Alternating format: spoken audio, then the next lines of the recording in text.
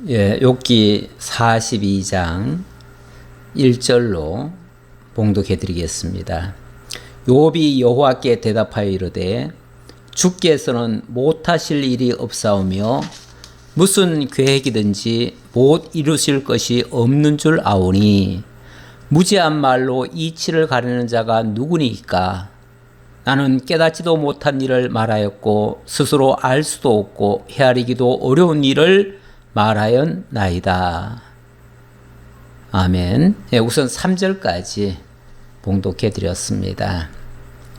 주께서는 못하실 일이 없사오며 또 못 이루실 것이 없는 줄 압니다. 욥이 발견한 하나님의 위대하신 섭리입니다. 하나님의 섭리를 이렇게 깨달았습니다. 하나님께서는 못하실 일이 없고 또 못 이루실 것이 없는 줄 알겠습니다. 제대로 하나님을 깨달은 겁니다. 그러니까 주께서 못하실 일이 없다는 말은 전능하다는 말이죠. 그리고 무슨 계획이든지 못 이루실 것이 없는 줄 안다는 말은 하나님은 모든 것을 계획하시고 언약하시고 언약대로 이루시는 그런 분이시라는 거죠. 이걸 종합하면 하나님은 전지전능하신 분이시다. 그런 뜻이죠. 우리 하나님 지난번에 욥에게 네가 이것을 아느냐 하시면서 우주, 만물 모든 것들의 운행 섭리되어지는 일들 이런 것들을 소개하시면서 이런 것들을 내가 아느냐라고 말씀하셨어요. 그 모든 것들이 저절로 있는 것 같았지만은 사실은 하나님의 손길에 의해서 지어졌고 또 운행되어지고 보존되고 있다는 사실, 하나님에 의해서 살며 기동하고 있다는 사실, 하나님이 멈추시면 모든 것이 다 멈춰질 그러한 세상이라는 것, 그리고 하나님께서 친히 역사하심으로 말미암아 세상 만사가 이렇게 돌아가고 있다는 사실, 이런 내용들을 알게 해주셨습니다. 그리고 보면 하나님은 아니 계신 곳이 없고 못하시는 일이 없고 하나님의 손바닥을 벗어나는 일이 없습니다. 이런 것들을 한문으로 표현하면 하나님은 무소부재하시고 전지전능하시다, 이렇게도 말씀드릴 수 있죠. 오늘 말씀은 욥기서의 이제 마지막 결론에 해당되는 말씀이 되겠습니다. 그동안 상당히 길게 우리가 살펴보았습니다. 자, 42장의 내용은 여호와의 회복서입니다. 이렇게 큰 타이틀을 적어보았습니다. 여호와의 권능 선포 32장부터가 여호와의 권능을 선포하시는 내용이고, 그리고 42장부터는 여호와의 회복 섭리를 소개하고 있다, 그렇게 말씀드릴 수 있겠습니다. 자, 하나님이 회복하시는데 그냥 회복하는 게 아니고요, 하나님께서 욥으로 하여금 모든 것을 제대로 깨닫고 하나님 앞에 바로 세워놓고 그리고 회복을 하십니다. 그동안 하나님이 욥을 얼마나 많이 시험과 연단이라고 하는 과정을 거치셨습니까? 그것이 괜히 골탕 먹이려고 그렇게 하신 것이 아니고 하나님을 제대로 알게 하기 위해서 그렇게 하신 거죠. 하나님을 계시하기 위해서, 하나님을 정확히 알고 그분 앞에 경외하게 하기 위해서 그렇게 하신 거죠. 그동안 욥은 솔직히 하나님께서 이렇게까지 하실 줄은 잘 몰랐습니다. 그래서 때때로 그의 입술에서 원망까지는 안 했지만, 그러나 이해할 수 없다는 듯이 그렇게 표현한 적은 몇 분 있었지요. 하나님이 처음에 욥을 얼마나 칭찬을 하셨습니까? 내 종 욥의 그 신앙을 자랑 삼아 하나님의 천상회의에서 말씀하셨고, 거기서 사탄이 까닭 없이 그렇게 하나님을 경외하겠느냐 하면서 그를 한번 쳐보시라고, 그러면은 틀림없이 그도 하나님을 원망할 거라고 이렇게 말을 했었지요. 그랬을 때 하나님께서 내가 모든 것을 생명만 건드리지 말고 네가 한번 해봐라 그래가지고 허락을 받고 욥을 한마디로 골탕을 먹이는 거죠. 욥을 시험하고 연단하는 이러한 악역을 사탄이 맡아서 욥을 괴롭혔습니다. 그럼에도 불구하고 욥은 결코 하나님을 원망하지 않았습니다. 오히려 모든 어려움을 당했을 때에, 모든 것을 다 잃었을 때에, 심지어 자기 아내마저 저주하고 죽으라는 그런 악한 말을 하고 떠날 때도 그는 여호와를 원망하기는커녕 하나님께서 지금까지 복을 주셨으니 화도 줄 수 있지 않겠느냐 하면서 오히려 아내를 설득하고 모든 사람들에게 하나님께 영광을 돌리는 그러한 모습을 보였어요. 그럼에도 불구하고 이 재난이 끝이 나지 않고 계속 더 거듭되고 또 거듭되니까 그때는 욥도 정말 견디기 어려워가지고 하나님을 원망하기보다는 자기의 생일을 저주를 했지요. 이렇게 사는 것보다는 차라리 하나님 나를 거두어 가달라고, 자기가 지금 살아있는 자체가 고통이니까 차라리 나를 거두게 해달라고 하나님 앞에 그런 호소를 했었지요. 그런데 그게 보기에 따라서는 마치 하나님을 원망하는 것 같고 자기 죄를 고백하지 않는 모습 같기도 하고 자기 반성이나 회개나 돌이킴은 없고 죽겠다고만 자꾸 얘기를 하니까 그게 마치 원망같이 들려서, 그래서 친구들이 나와가지고 욥을 공격하지 않습니까? 욥을 얼마나 공격했습니까? 공격할 때 근거는 네가 까닭 없이 이런 재앙이 있겠느냐, 틀림없이 네가 죄를 졌고 하나님은 공의로우신 분이기 때문에 의로운 자를 이렇게 골탕 먹이지는 않으신다. 너에게 이런 재난이 있다고 하는 것은 분명히 너가 하나님 앞에 죄를 지었을 것이다. 그러니 회개해라. 자꾸 죄를 지적하면서 회개하라고 하니까 욥으로서는 얼마나 정말 답답합니까? 그래서 그들과 변론도 많이 했지요. 근데 나중에 나이가 가장 어리다고 하는 엘리후마저도 등장을 해가지고 양쪽을 다 싸잡아서 공격을 했지요. 그래도 젊은 사람은 조금 덜 하겠거니 했는데, 좀 더 공정하게 판단할 줄 알았는데 비슷하게 그런 식으로 말을 하니까 참으로 욥으로서는 절망 상황이 되었었지요. 그래서 정말 우리 하나님에 대한 의심은 추호도 하지 않았지만 내가 빨리 죽어서 이 육체 밖에서 그 하나님을 만나겠다라고 하면서 이렇게도 말을 했었지요. 어찌 보면 마지막 절규 같은 말을 했었지요. 물론 욥에게 문제가 있다면 온전히 하나님의 뜻을 제대로 알지 못했다는 것이죠. 그게 욥으로서는 참 부족함이 있다고 하면 그게 부족함이에요. 하나님이 이렇게 섭리하시는 그 이유, 근본 의도를 좀 잘 몰랐던 거죠. 그럴 수밖에 없죠. 그것까지 어떻게 알겠습니까, 인간이 어떻게 하나님의 뜻을 다 알겠어요.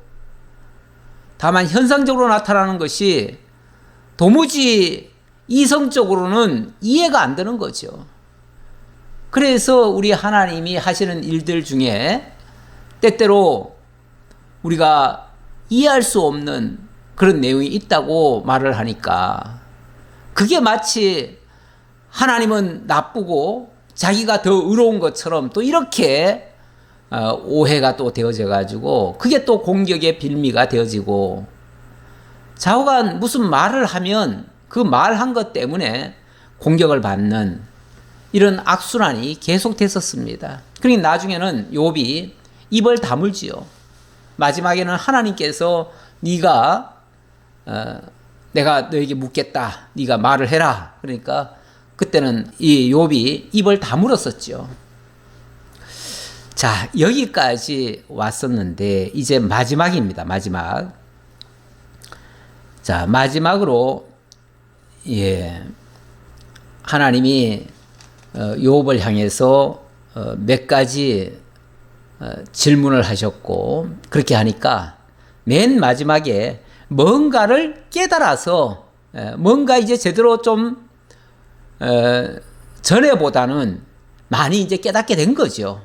하나님이 직접 나타나셔서 욥에게 책망하듯이 말씀하시고 또 질문하시고 답변하라고 하니까 처음에는 정말 입술을 가릴 뿐입니다 하면서 말을 못했었는데 맨 마지막에는 이렇게 대답을 하네요. 욥이 여호와께 대답하여 이르되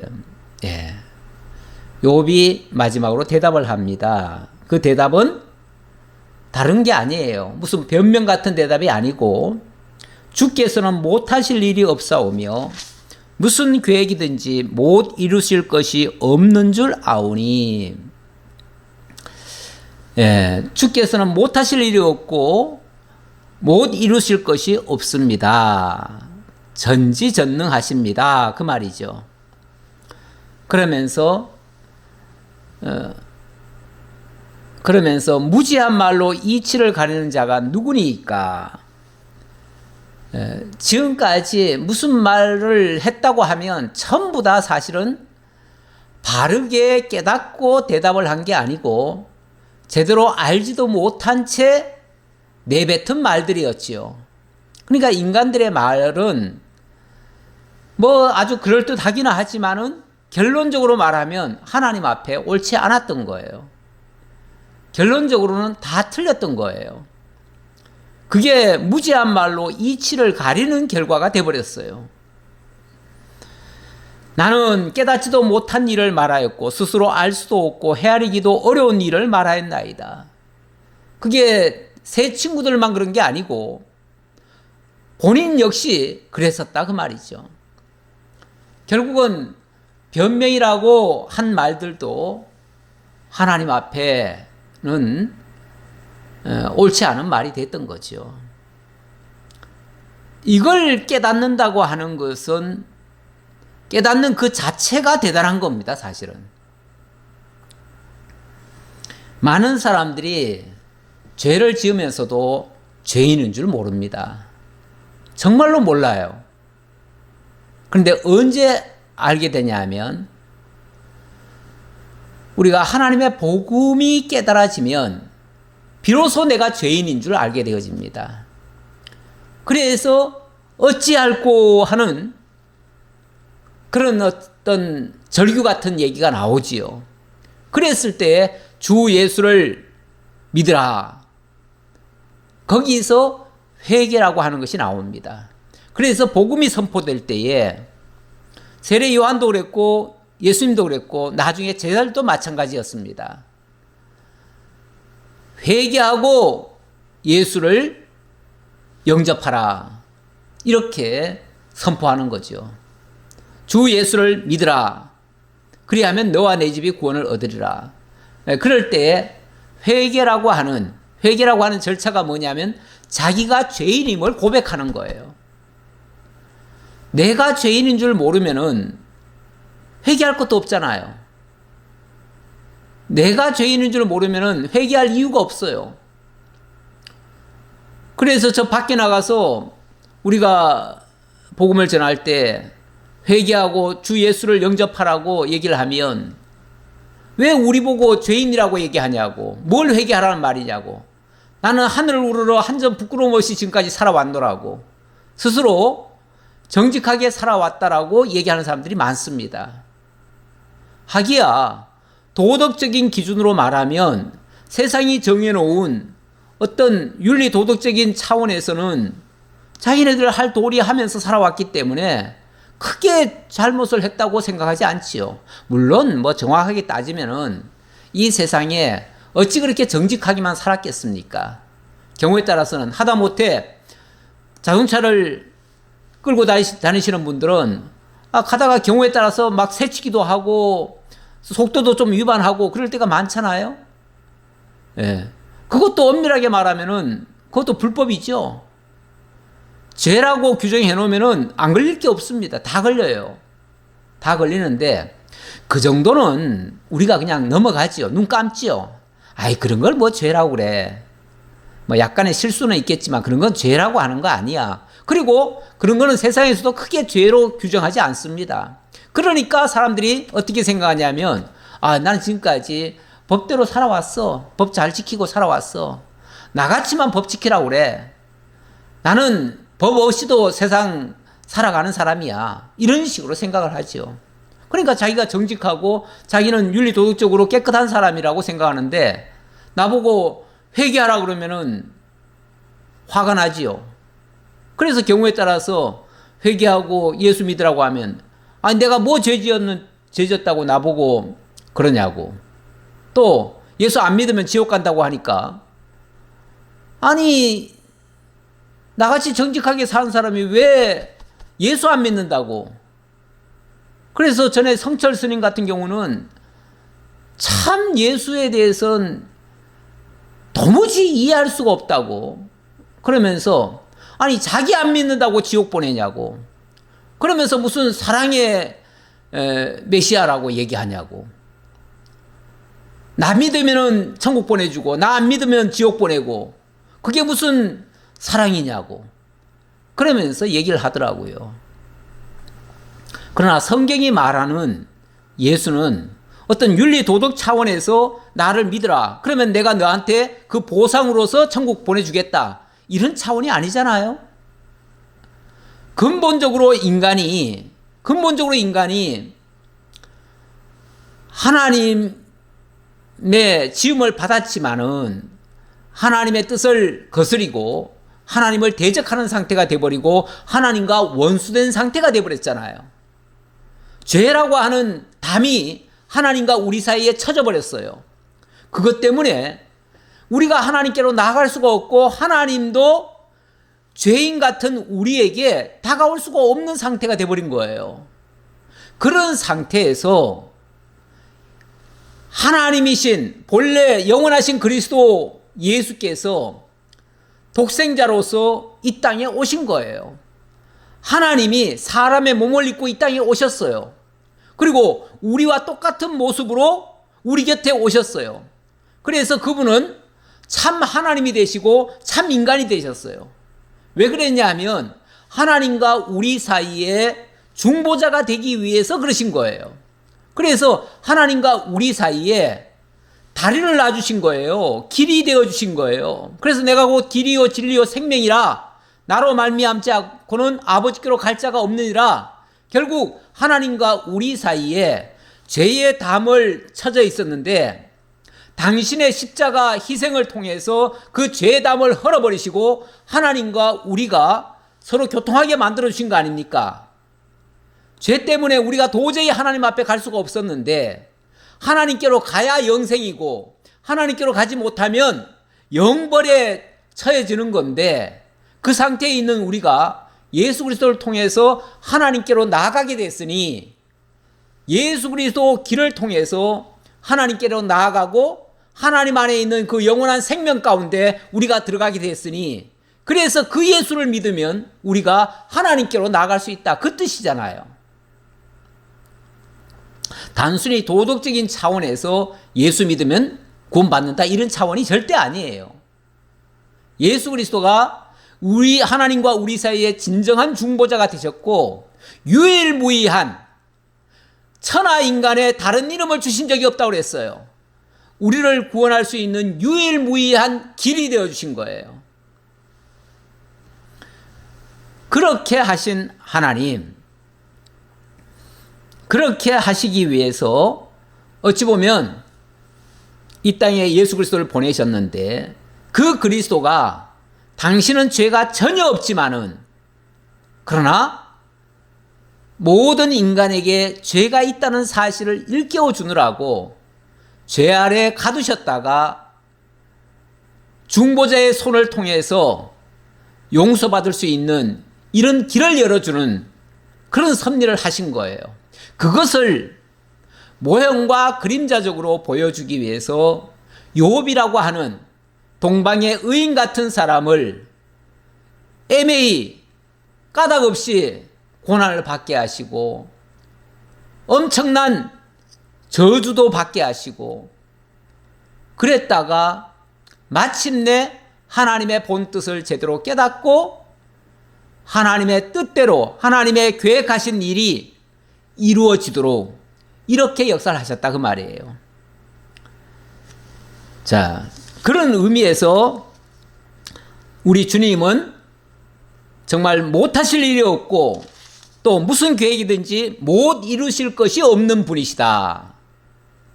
하나님의 이러한 영원한 계획을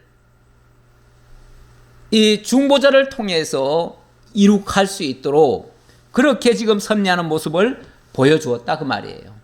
이걸 욥에게도 깨닫게 해서 욥으로 하여금 회개라고 하는 하나님의 뜻을 제대로 알고 그 앞에 내가 죄인임을 고백하고 그리고 하나님께로부터 용서함을 받고 뿐만 아니라 자기가 모든 친구들을 대신해서 하나님 앞에 드려짐으로 말미암아 하나님의 진정한 용서가 그들에게까지 미쳐서 모든 사람이 구원에 참여할 수 있도록 이렇게 역사하는 그러한 장면이 오늘 말씀 속에 있습니다. 그런 의미에서 욥은 장차 참 중보자로 오실 우리 주 예수 그리스도에 대한 예표적인 인물이다. 이렇게 말씀드리겠습니다.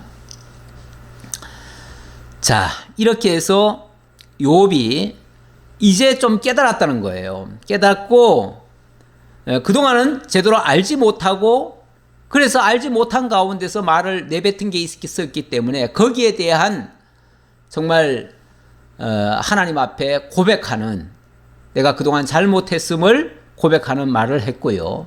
자기가 원망했다는 뜻은 아니었어요. 원망은 안 했지만 어쨌든 하나님 뜻을 제대로 알지 못한 채 자기를 저주하듯이 이렇게 한 부분이 있잖아요. 그런 것은 분명히 옳지 않은 모습이죠. 내가 말하겠사오니 주는 들으시고 내가 주께 묻겠사오니 주여 내게 알게 하옵소서. 그동안은 정말 입을 다물고 더 이상 말을 하지 않겠다라고 얘기했지만은 이제 마지막에는 제대로 하나님의 뜻을 바르게 깨닫고 정말 하나님 앞에 바로 서기를 원해서 이런 말을 하는 거죠. 그러면서 자 묻습니다. 이제 고백하는 내용입니다. 내가 주께 대하여 귀로 듣기만 하였사오나 이제는 눈으로 주를 배움나이다. 그동안 자기가 뭐 하나님에 대해서 좀 안다고 말을 했겠지요, 당연히. 그런데 그렇게 안다고 한 것은 어찌 보면 귀로 들은 것에 불과합니다. 그런 뜻이에요. 귀로 들은 것에 불과합니다. 그런데 이제는 좀 더 밝히 깨닫고 이제는 마치 주님을 눈으로 보는 것 같습니다. 이전보다는 그러니까 고난받기 전 상태보다는 고난받은 이후에 하나님에 대해서 더 많이 깨닫게 된 거죠. 이제 제대로 이제 깨달은 거죠. 그러니까 과거에는 마치 들은 것 정도에 불과했는데 이제는 마치 눈으로 보는 것처럼 명확하게 하나님의 뜻을 알겠습니다. 그런 뜻이죠. 그러므로 내가 스스로 거두어 드리고 티끌과 제 가운데서 회개하나이다. 예, 이 장면에서 인간이 얼마나 무능하고 하나님이 전능하신가를 극명하게 알아졌다는 거죠. 알아졌기 때문에 깨닫고 보면 인간이 얼마나 연약한 존재인가를 알고 하나님 앞에 고백하는 이런 말이 나올 수가 있는 거죠. 열왕기상 3장 7절 말씀 가져왔는데 이거는 솔로몬이라 할지라도 굉장히 지혜의 대왕이라고 말을 하지만 그도 하나님 앞에 기도할 때 그렇게 얘기를 합니다. 자기는 작은 아이라 출입할 줄도 모르고 뭐 하나님의 백성을 셀 수도 없고 기록할 수도 없고 재판할 수도 없고 아무것도 모릅니다. 이런 식으로 얘기를 하죠. 우리가 세상에서 좀 똑똑하다고 해도요, 하나님의 말씀 앞에서는 결코 우리가 지혜자라고 장담할 수가 없습니다. 항상 겸손하게 듣는 자세, 배우는 자세, 이런 것이 필요할 것 같고요. 우리가 주께 대하여 귀로 듣기만 하다가 이제는 눈으로 뵙는 것 같습니다. 이게 이제 제대로 자기를 깨달은 거예요. 하나님의 뜻을 제대로 이해한 거예요. 그렇게 되어지면 내가 스스로 거두어드리고 티끌과 재 가운데서 회개하나이다. 여기서 회개가 나오는 겁니다.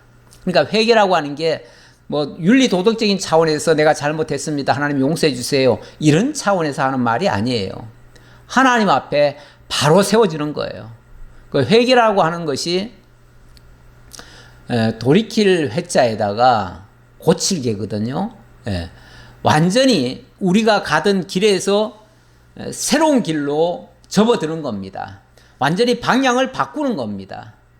지금까지 살아온 길을 계속 가는 게 아니고 지금까지 살아온 길이 얼마나 잘못됐는가를 제대로 깨닫고 올바른 길로 방향을 틀어서 가는 거예요. 지금까지 세상에 우리의 방향이 꽂혀 있었다면 이제는 눈을 들어 하늘을 바라보는 겁니다. 이제는 땅의 것을 집착하는 게 아니라 하늘 것을 바라보며 살아가는 이런 모습. 이제는 더 이상 세상적인 가치에 머물지 않고 영원한 것에 소망을 두고 살아가는 모습. 그 길을 향해서 나아가는 것. 이게 진정한 회개예요.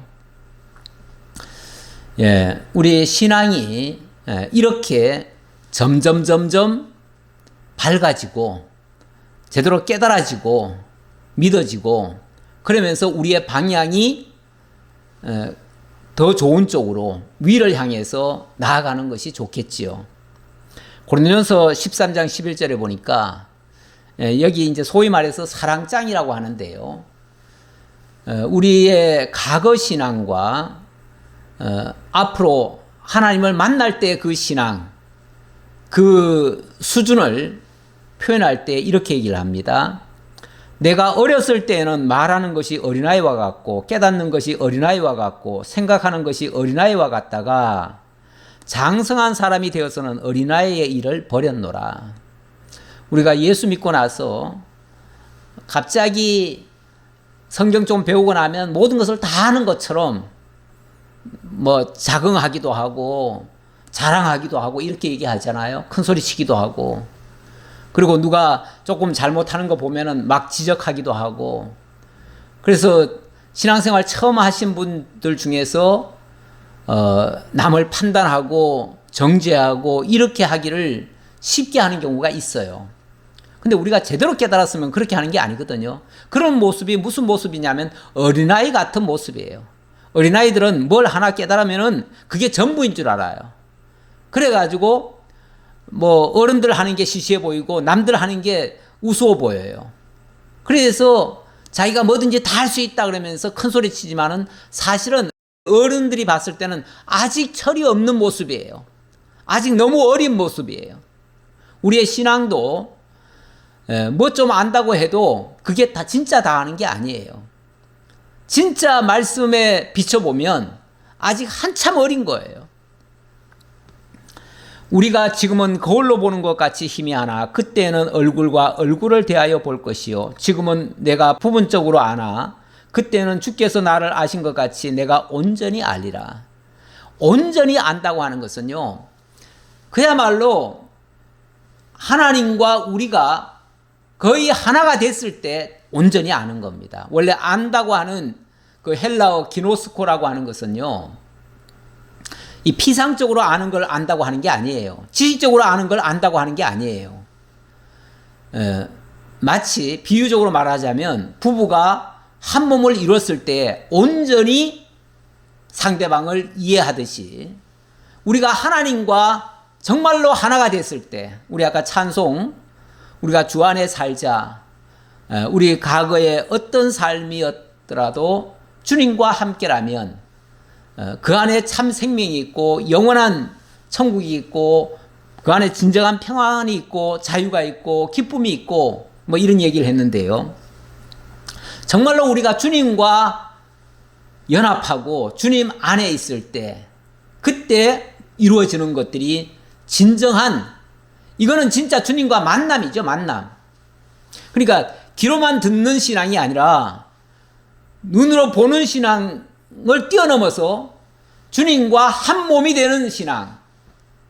이게 이제 어찌 보면 우리가 궁극적으로 나아가는 우리 신앙의 방향이죠. 그러니까 우리가 어느 정도 지식적으로 말씀을 좀 깨달았다 해가지고 다 아는 것처럼 이렇게 말하는 것은 매우 교만한 말일 수도 있고 스스로 자긍하는 말인데 그게 온전한 믿음의 모습이 아닙니다. 정말 주님과 한 몸이 되어서 어떤 경우에도 주님과 같은 그런 삶이 우리 속에서 나올 때에 진정으로 제대로 주님을 알았다라고 할 수 있고 주님의 뜻을 제대로 깨달았다라고 할 수 있겠죠. 그렇게 알면 그렇게 살게 되잖아요. 그렇게 못 산다고 하는 것은 그렇게 모르고 있다는 뜻이잖아요. 그렇지 않은가요?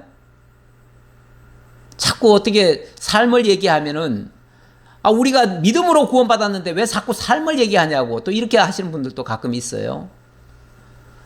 진정한 알미라고 하는 것은요, 그냥 한 몸이 돼서 같이 움직이는 게 진짜 아는 거예요. 머리와 손발이 따로 노는 것은 제대로 아는 게 아니에요.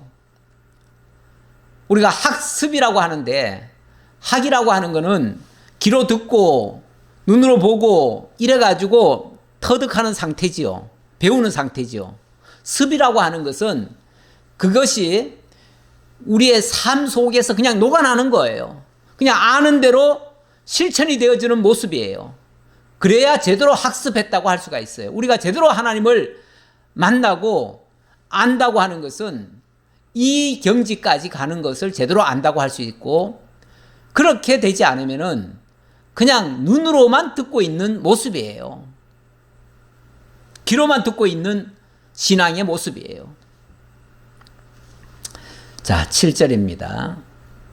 7절로 9절까지는 대속의 제사입니다. 자, 어찌 보면 지금까지 욥과 세 친구들, 엘리후까지 네 친구라고 말할 수 있겠죠. 네 친구와 욥의 아주 격렬한 토론이 있었잖아요. 토론이 있었고, 이 사람 말 들어보면 이 사람 말이 옳은 것 같고, 또 욥의 말 들어보면 욥의 말이 옳은 것 같고, 어떨 때는 세 친구들이 맞는 것 같고, 때로는 욥이 좀 너무한 거 아닌가라는 이런 오해도 받을 수 있었는데, 여기에 대한 최종 판결은 우리 하나님이 내려주십니다. 저는 이 하나님의 판결이 최고의 판결이고 가장 정확한 기준이라고 봅니다. 그래서 지금까지 저는 줄곧 욥이 의로웠다라고, 아니 뭐 그렇다고 해서 자기가 의롭다라고 자랑하는 게 아니라 비교적 친구들과 욥의 상태에서 봤을 때는 욥이 옳았다라고 말씀드리는 거죠. 저는 그런 시각에서 계속 지금까지 주장해 왔는데, 제가 수없이 말씀드렸지만 많은 성경학자들 중에서는 욥을 좋게 안 보는 사람들도 있어요. 새 친구들의 말을 가지고 설교에 녹여내는 사람들도 얼마나 많은지 몰라요. 근데 저는 한결같이 그 새 친구들의 그 논거는 옳지 않다라고 저는 봤고요. 거기에 대한 증거로는 우리 하나님이 그렇게 말씀하시잖아요. 하나님이. 그래서 7절에는 여호와께서 친구들의 옳지 못함에 노하시는 장면이 나오고, 그리고 이 문제를 그럼 어떻게 해결할 것인가? 근본적인 문제 해결을 위해서는 하나님이 새 친구들에게 요업에게 재물을 바치고 요업이 너희를 위해서 기도해주면 비로소 내가 용서해 주겠다, 이렇게 말씀하셔요. 그래서 새 친구들이 요업에게 재물을 가져와서 제사를 드리게 되지요. 그래서 요업이 제사를 드렸더니 하나님이 요업을 받으셔요. 새 친구들을 받으신 게 아니에요. 요업을 받으시고 새 친구들을 용서해 주셨어요. 이렇게 해서 그 새 친구들은 요업 덕분에 요업에 의해서 용서함을 받는 이런 결과가 나오지요. 어찌 보면 요업이 그 새 친구들을 위해서 진정한 중보자의 역할을 해준 거예요. 요업 아니었으면 새 친구들은 다 용서 못 받아요. 요업 때문에 살아난 거예요. 그리고 하나님이 그 요업을 받아주셨어요. 하나님이 재물을 받으신 게 아니라 요업을 받으셨어요. 요업을 받으시고 새 친구들을 용서해 주셨다, 그 말이에요. 이게 굉장히 중요한 내용입니다. 자, 이 내용을 확인해 보도록 하지요. 7절입니다. 여호와께서 욥에게 이 말씀을 하신 후에 여호와께서 대만 사람 엘리바스에게 이르시되 내가 너와 내 두 친구에게 노하나니 이는 너희가 나를 가리켜 말한 것이 내 종 욥의 말같이 옳지 못함이니라. 이 엘리바스가 나이가 제일 많은 사람 아닙니까? 그러니까 욥의 친구들 중에서는 제일 으뜸인 사람이에요. 자기가 연장자라고 해가지고 말이 안 될 때는 욥을 그냥 나이로 내리누르려고도 했어요. 그 나이가 뭐 대수라고, 내가 나이 많은 나한테 무릎 안 꿇는다고 막 욥을 책망하기도 하고 그랬어요. 아니, 욥을 책망하려면 논리적으로 또 진리에 근거해서 하나님의 말씀으로 이렇게 권면을 해야지. 내가 너보다 나이 많으니까 내 말 들어. 내가 너보다 더 오래 살았어. 세상 경험이 더 많아. 이런 거 가지고 욥을 내리누르려고 하면 되나요? 자, 어쨌든 엘리바스가 대표적인 사람이기 때문에 하나님이 그 엘리바스를 어찌 보면 새 친구들의 우두머리라고 생각해서 그들에게 책망을 하는 겁니다. 하나님이 노하셨대요. 화가 나셨대요. 내가 너희들 보면 화가 난다, 이렇게 말씀하시는 거예요. 그러면서 그 이유는 너희가 나를 가리켜 말한 것이 내 종 욥의 말같이 옳지 못함이니라. 자, 이 말을 자세히 다시 한번 더 확인하면 너희가 나를 가리켜 말한 것은 옳지 못하고 내 종 욥의 말은 옳다, 그 말이잖아요. 그 말 아닌가요? 다시 한번 확인해 보세요. 너희가 나를 가리켜 말한 것이 내 종 욥의 말같이 옳지 못함이니라. 그러니까 욥의 말은 옳고 너희는 욥의 말같이 옳지 않아, 그 말이잖아요. 우리가 이 세상에서는 서로 다 자기 잘났다고 자기 아는 것 가지고 남을 꺾으려고 하고 남을 짓밟으려고 하고 남 위에 올라가려고 하고 이런 모습을 많이 띠게 됩니다. 이게 하나님 앞에 가면은 얼마나 정말 참 교만하고 어리석은 모습인지 몰라요. 우리가 하나님 앞에 가면 그런 사람일수록 먼저 하나님 앞에 심판받지 않을까 생각됩니다. 하기야 베드로 사도는 그런 말을 했어요. 심판 때는요, 하나님의 집부터 먼저 심판할 거라고요. 하나님의 집부터 심판한다는 말은 하나님의 교회가 심판의 1순위라는 것일 수도 있고요. 또 그 교회에서 높은 자리에서 가르친답시고 선생 노릇하는 자들, 그들이 먼저 하나님께로부터 책망받을 거란 얘기예요. 물론 그들부터 먼저 심판하는 것은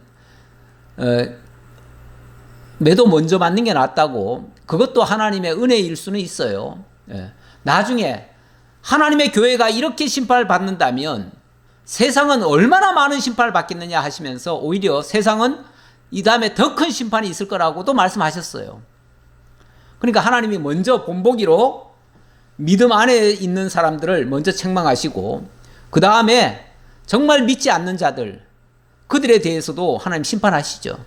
그리고 심판이라고 하는 게 굳이 하나님이 일일이 제목을 들이대 가지고 너 이런 짓 했지, 이런 짓 했으니까 너 벌 받아야 돼, 이렇게 말씀하시는 게 아니고, 하나님 앞에 가면요, 우리 스스로가 다 밝히 드러나기 때문에, 지금은 안 드러납니다. 지금은 무엇이 옳은지, 지금은 수많은 지도자들이 권세를 가지고 떵떵거리면서 뭘 하고 있는데, 그래서 크게 그렇게 안 드러나요. 누가 잘했는지 잘못했는지 분간이 안 가요.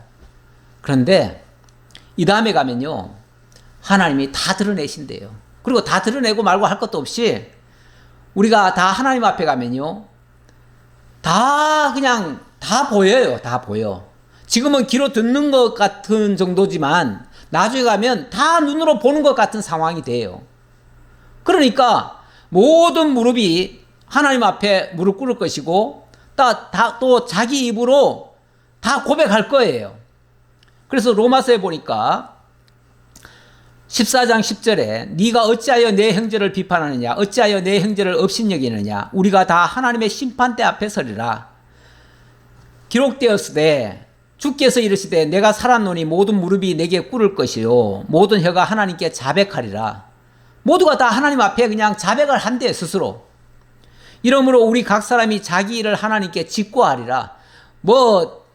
하나님이 죄를 지적하기 전에 자기 입으로 다 고백할 거예요. 왜요? 다 드러나니까요. 그때는 그냥 다 보이니까요. 우리가 어둠 속에 있을 때는요, 잘 안 보입니다. 그런데 밝은 태양빛에 비춰보면요, 우리의 속까지도 다 드러나요. 우리 엑스레이 찍을 때 보면 강렬한 그 빛으로 뒤에서 쬐니까 그 안에 뼈고 장기고 다 보이잖아요. 그런 것처럼 우리가 하나님, 그보다 몇만 배, 몇백 배 더 밝은 하나님의 그 빛 앞에, 참빛 앞에 우리의 모든 것이 다 드러나죠. 그런즉 너희는 수소 7과 순양 7을 가지고 내 종 욥에게 가서 너희를 위하여 번제를 드리라. 자, 이거 어떻게 해결할 것인가? 자, 이렇게 다 죄인으로 드러날 때인데 이거 문제 어떻게 해결할 것인가? 사실 이거 문제 해결 안 되면은 다 망하는 거거든요. 다 지옥 갈 거거든요. 다 망할 거예요. 왜? 그동안 하나님 제대로 알지도 못하고 바르게 섬기지도 않았으니까. 그리고 엉뚱하게 정말 의로운 자를 갖다가 정죄하는 그런 실수를 범한 거 아닙니까? 솔직히 말하면은 그 세 친구들이 욥을 갖다가 자기들보다는 최소한 더 의로운 사람인데 그런 사람을 얼마나 정죄를 했습니까? 그랬으면은 그들은 정말 심판받아 마땅하지요. 그럼 이 문제를 어떻게 해결할 거냐 그 말이에요. 여기에 이제 하나님이 해결책을 주셔요. 그 해결책이 바로 수소 7과 순양 7을 가지고 내 종 욥에게 가서 너희를 위하여 번제를 드리라. 예, 욥에게 가서 번제 드리래요. 그러면 내 종 욥이 너희를 위하여 기도할 것인즉, 그렇게 하면 내 종 욥이, 여기서 계속 내 종 욥, 내 종 욥, 내 종 욥 이렇게 얘기를 합니다. 욥은 처음부터 하나님의 종으로 부름받은 사람이고 선택받은 사람이에요. 그야말로 하나님의 진실한 일꾼이었던 거예요. 그러면 내 종 욥이 너희를 위하여 기도할 것인즉, 이게 너희를 위한 기도니까 이게 중보 기도죠. 자기를 위해 기도하는 게 아니라 너희를 위하여 기도할 것인즉 내가 그를 기쁘게 받으리니, 그렇게 하면 하나님이 내 종 욥을 기쁘게 받으시겠대요. 그렇게 기도해 주는 그 욥을 기쁘게 받으시겠대요. 그러면 너희가 우매한 만큼 너희에게 갚지 아니하리라. 너희는 애시당초 우매한 자들이라 내가 너희들한테 무슨 뭐 죄값을 치르도록 하고 이러지 않겠다 그 말이죠. 어리석은 자들에게 죄값 물으면 뭐 하겠어요? 아니 할 수도 없는 자에게 죄값 물으면 무슨 의미가 있겠냐고요. 소용없지요. 그러니 어떻게 해요? 네. 그러면서 이는 너희가 나를 가리켜 말한 것이 내 종 욥의 말같이 옳지 못함이라. 다시 또 얘기하시네요. 너희들의 말이 옳지 않아. 너희들이 틀린 거야. 그러니 너희들이 드리는 제사는 나도 안 받아. 하지만 너희가 제물을 가져와서 그것이 욥이 너희를 위해서 제물을 드려주면, 제사를 드려주면 그 욥을 내가 받고 너희를 용서해 줄게. 이 말이잖아요. 그러니까 하나님이 받으시는 제물은요, 욥이에요. 욥. 친구들이 드리는 제물이 아니에요. 제물은 제사 드리는 한 형식에 불과하고요. 하나님이 받으시는 것은 욥을 받으시겠다는 거예요. 욥을. 그리고 친구들을 용서해 주겠다는 거예요. 이게 뭐와 같습니까? 우리 주 예수 그리스도가 하나님이 받으시는 제물은요, 세상의 모든 사람들이 하나님의 제물이 아니에요. 그들은 다 불결하고 부정해서 그런 것들은 제물이 될 수가 없어요. 그런데 하나님은 의로운 제물을 하나님이 준비하시죠. 그 제물이 바로 예수 그리스도 제물이에요. 이사야 53장 10절 이하에 보니까 하나님이 받으실 제물을 하나님이 정해놓으셨어요. 여호와께서 그에게 상함을 받게 하시기를 원하사 질고를 당하게 하셨은즉 그의 영혼을 속건 제물로 드리기에 이르면 그가 그 씨를 보게 되며 그의 날은 길 것이요 또 그의 손으로 여호와께서 기뻐하시는 뜻을 성취하리로다. 보세요. 하나님이 받으시기로 작정된 제물은 예수 그리스도 제물이라는 거예요. 그것이 하나님이 준비해 놓은 한 의로운 제물이에요. 하나님은 의로운 제물을 받지 부정한 제물은 안 받아요. 만약에 친구들이 제물을 드린다고 하면 그 제물은 부정한 제물일 수 있어요. 그러니까 하나님은 부정한 제물 받고 부정한 자를 용서해 주지 않고요. 의로운 제물 받고 그 의로운 제물 때문에 불의한 것들을 용서해 주는 거예요. 그러니까 새 친구들이 용서받는 거는 제물을 드렸기 때문이 아니에요. 욥이 그들을 위해서 기도하니까 하나님이 그 기도를 받으신 거지. 그래서 히브리서 10장 5절에도 그 언약의 말씀의 성취로서 이렇게 얘기를 합니다. 그러므로 주께서 세상에 임하실 때에 이르시되 하나님이 제사와 예물을 원하지 아니하시고 오직 나를 위하여 한 몸을 예비하셨도다. 보세요. 우리 하나님이 이 세상에 당신의 독생자 예수 그리스도를 보내실 때도 하나님이 제사와 예물을 원해서가 아니에요. 오히려 한 의로운 제물, 바로 예수 그리스도를 하나님이 그들을 대신해서 받으시겠다는 거예요. 그래서 예수 그리스도 한 제물의 희생이 온전한 구원을 이루시겠다고 말씀하셨고, 이것에 대한 확증이 10절에 보니까 이 뜻을 따라 예수 그리스도의 몸을 단번에 들이심으로 말미암아 우리가 거룩함을 얻었노라. 그래요. 우리 하나님이 받으시는 제물은 오직 한 제물입니다. 오직 한 제물이 바로 예수 그리스도께서 의로운 제물로 십자가의 희생으로 드려짐으로 말미암아 우리가 온전히 구원을 받은 거예요. 이것이 하나님께서 섭리하신 그런 구원의 역사입니다. 이게 하나님이 우리를 구원하시는 방식이에요. 이런 원리로 구원을 받게 하시고 그 원리로 예수 그리스도를 중보자로 보내셨고 그리스도가 온전한 희생 제물이 되셔서 우리를 대신하는 하나님께 드려지는 온전한 제물이 되었어요. 그랬을 때에 9절 이에 대만 사람 엘리바스와 수아 사람 빌닷과 나아마 사람 소발이 가서 여호와께서 자기들에게 명령하신 대로 행하니라. 이것은 인간적으로 생각해 보면 그동안 이 세 친구들 얼마나 욥을 비난했습니까? 욥을 얼마나 또 무시했습니까? 얼마나 정죄하고 얼마나 천하게 여겼습니까? 그런데 그 앞에 자기네들이 재물을 가지고 가요? 그리고 우리를 위해서 기도해 달라고 부탁을 해요? 죽기보다 어쩌면 하기 싫었을지도 모르겠습니다. 하지만 그게 유일한 자기네들의 살 길입니다. 살기 위해서는 하나님의 말씀에 순종해야지요. 그게 자기들의 죄를 고백하고 하나님의 은혜를 구하는 진정한 회개의 장면이죠. 그들도 회개를 해야지요. 그러니까 그들의 재물을 하나님이 받으시고 용서해 주는 게 아니고 그들은 하나님 앞에 회개하는 거예요. 그 회개하고 결국은 이 욥이 자기들을 위해서 중보 기도해 줄 때 용서받는다는 사실을 믿은 거예요. 어찌 보면 욥을 자기들의 중보자로 믿은 거예요. 그게 오늘날로 말하면 우리 모든 인류가 스스로 다 잘났다고 생각하고 살잖아요. 그래서 자기 힘으로 세상을 이기고 승리하겠다고 하면서 살잖아요. 큰소리 뻥뻥 치잖아요.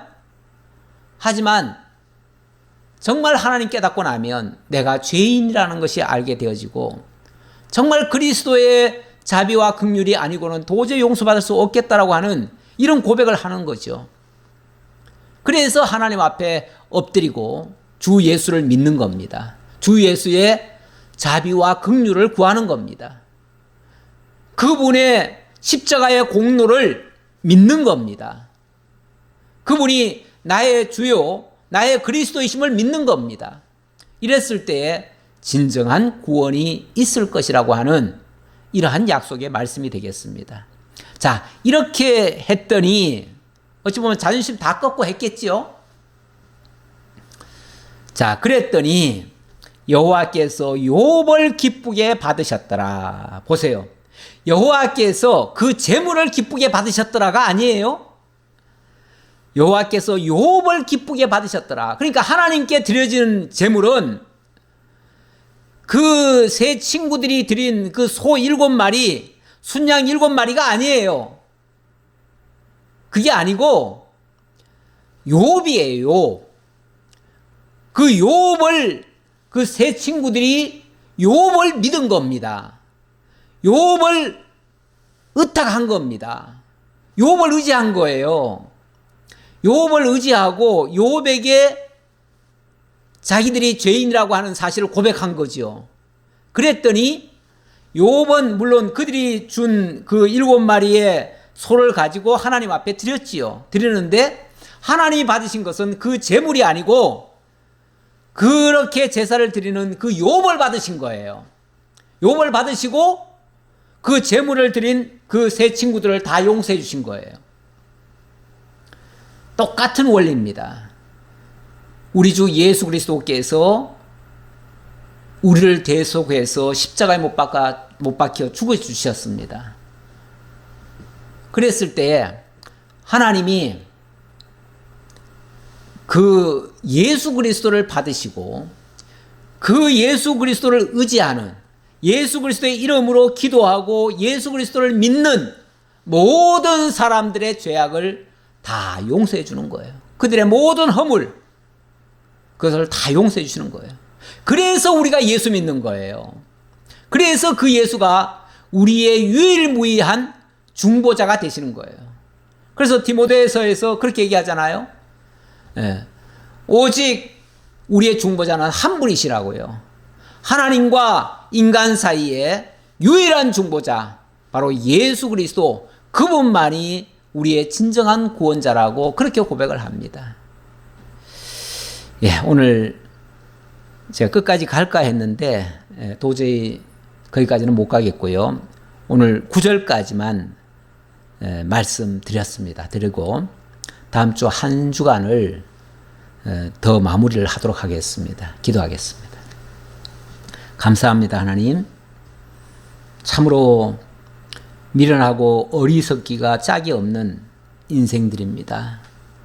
우리 스스로 다 잘난 줄 알았지만 하나님의 말씀 앞에 비춰보면 얼마나 어리석은지, 얼마나 부끄러운 존재인지 드러날 뿐입니다. 아버지 하나님, 욥조차도 하나님 말씀 앞에서 회개했다는 말을 했습니다.